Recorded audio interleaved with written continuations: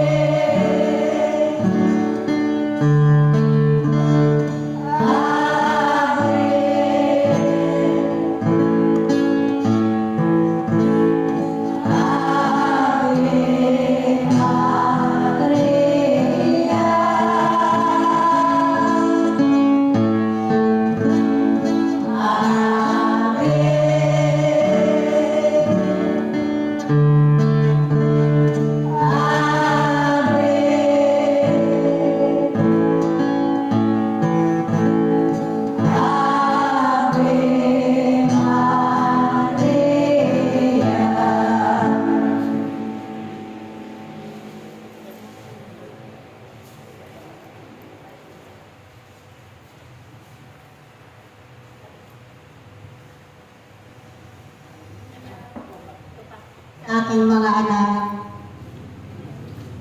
na pumarito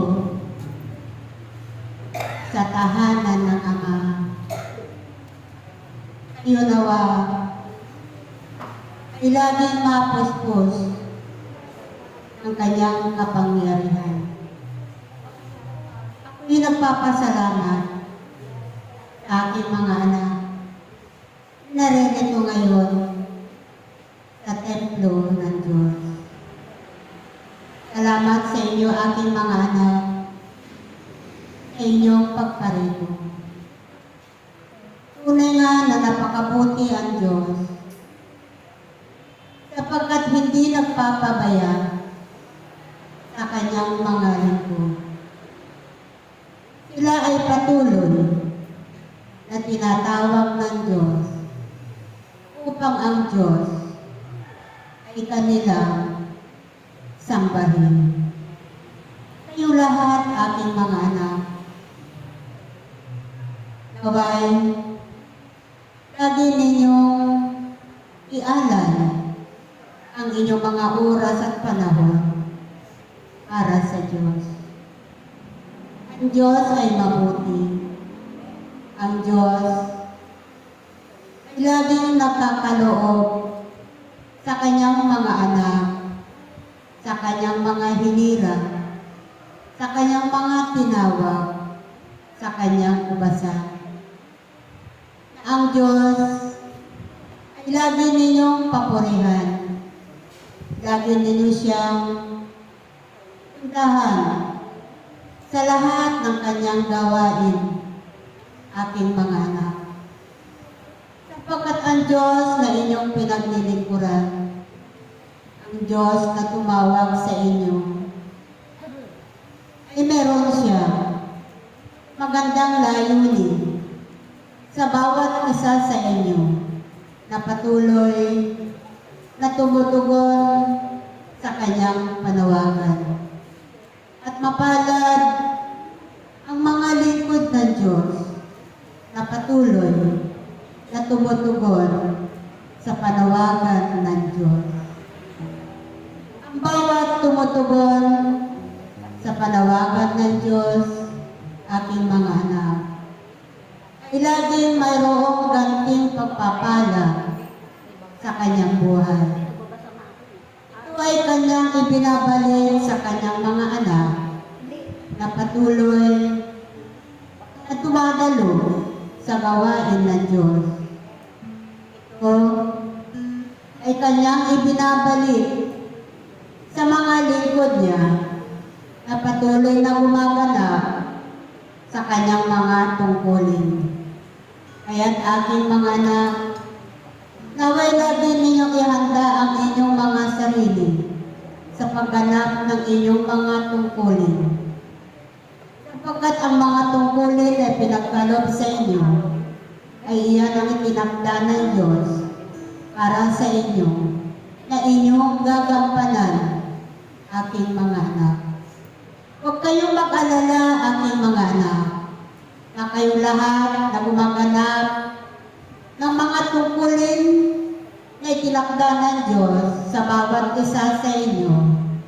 Tandaan ninyo, aking mga anak, na sa bawat pagtugon nyo sa kanyang panawagan, na sa bawat pagganap ninyo ng inyong mga tungkulin na kanyang itinakda sa inyong mga buhay, kayong lahat ay patuloy na palalakasin ng Diyos na makapangyarihan sa lahat.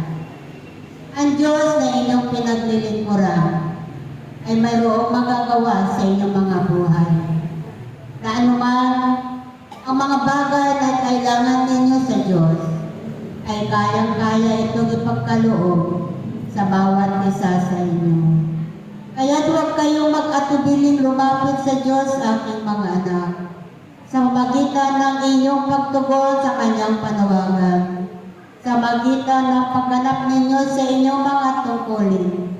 Kayo ay laging pagpapalain ng Diyos at higit sa lahat, aking mga anak, ay pahahabain ng Diyos ang inyong mga buhay. At patuloy kayo gagalingin sa inyong mga sakit at karamdaman. Hindi nyo ba napapansin, aking mga anak, na sa bawat pagtugon ninyo sa kanyang panawagan, ay unti-unting inaalis ng Diyos ang inyong mga karamdaman. Patuloy na pinagkakaloob sa inyo ang inyong kalakasan, aking mga anak. Hindi nyo ba napapansin, aking mga anak, na kayo ay patuloy na pinupuno ng Diyos ng karunungan, ng talino at kaalaman, ng kapangyarihan sa tuwing kayo ay dadalo sa kanyang mga gawain. Yan ang pinangako ng Diyos sa kanyang mga alagad. Sa bawat tungkulin na inyong ginagampanan, aking mga anak, ay iyan ay mayroong kapalit na ibinibigay sa inyo ng Diyos. Kaya tawa, aking mga anak, ay lagi ninyong ilaan ang inyong mga oras at panahon sa mga gawain ng Diyos na inyong pinaglilingkuran. Ang Diyos ay makapangyarihan sa lahat. Ang Diyos ay patuloy na gumagawa ng himala sa inyong mga buhay. Ang Diyos ay laging nagkakaloob ng lahat ng inyong mga pangangailangan araw-araw. At kailanman, hindi niya kayo pinababayaan, aking mga anak.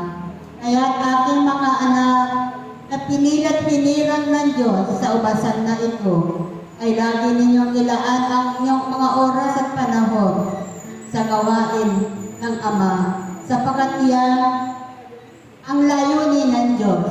Iyan ang itinakda ng Diyos sa inyong mga buhay mula pa noong kayo ay nasa sinapupunan ng inyong mga ina. At sa inyong pagtunod sa kalooban ng Diyos, aking mga anak, kayo ay patuloy na pinagpapala ng Ama. Kaya't aking mga anak, sa pagtawag sa inyo ng Diyos, ay huwag kayong manghinayang sa mga oras at panahon na pinagkakalob sa inyo ng Diyos. Sapagkat mahalaga sa Diyos ang inyong pagganap ng iyong mga tungkulin.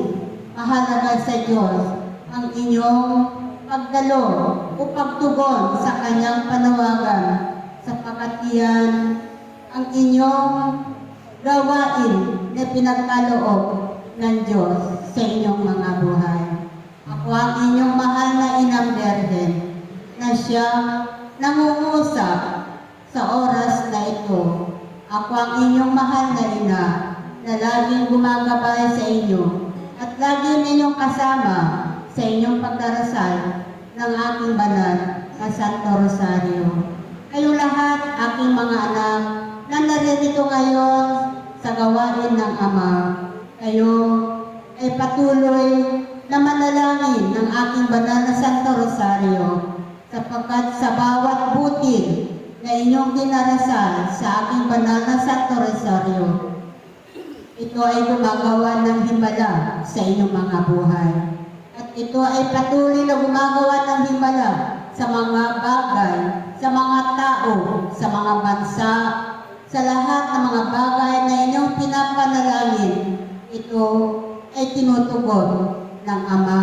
Kaya't aking mga anak, patuloy ninyong dasalin ang aking banal na Santo Rosario araw-araw. At lagi ninyo itong dalhin sa inyong mga lukbutan upang sa ganon, ang banal na Santo Rosario na inyong dinarasal ay lagi ninyo itong gagamitin sa lahat ng oras, sa lahat ng pagkakataon, saan man kayo naroroon, ay magagamit ninyo ang aking banal na Santo Rosario.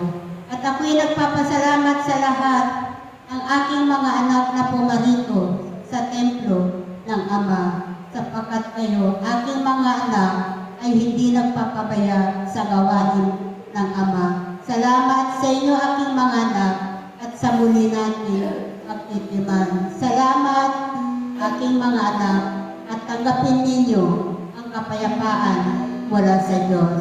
At magbahagi ng kayo, aking mga anak, ng kapayapaan sa isa't isa. Salamat sa inyo, aking mga anak, sa inyong pagbabahagi ng kapayapaan. Naway, patuloy ninyong taglayin ang kapayapaan na mula sa Diyos. Salamat sa inyo, aking mga anak.